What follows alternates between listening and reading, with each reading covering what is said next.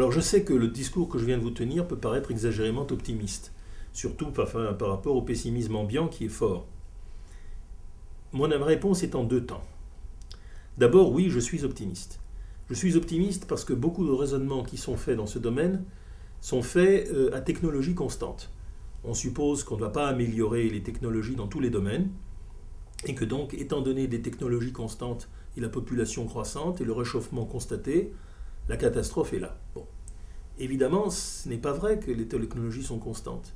Regardez par exemple les TGV qui sont en train quand même de périmer l'avion et de rendre possible une moins grande consommation de kérosène.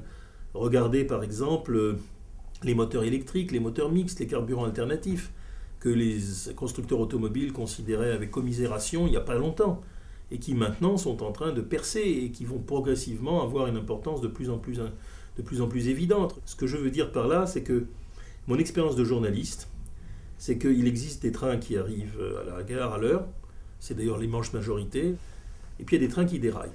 Et bien entendu, les journalistes, ils s'intéressent aux trains qui déraillent, c'est tout à fait normal, c'est professionnel. Et du coup, l'impression qu'on donne, c'est que tous les trains vont dérailler. Alors je suis d'accord, tous les trains ne vont pas dérailler. Mais c'est un processus, comme on dit, stochastique, on ne sait pas exactement où et quand ce sera, mais on sait qu'il y aura des trains qui vont dérailler. C'est-à-dire qu'on aura des guerres pour l'eau, on aura des pénuries d'eau qui seront gravissimes, et bien entendu, les alarmistes ont tort stratégiquement, mais ils ont raison sur le moment. Nous devons être prêts aux éventualités, nous devons être prêts à faire face à ces demandes qui vont venir.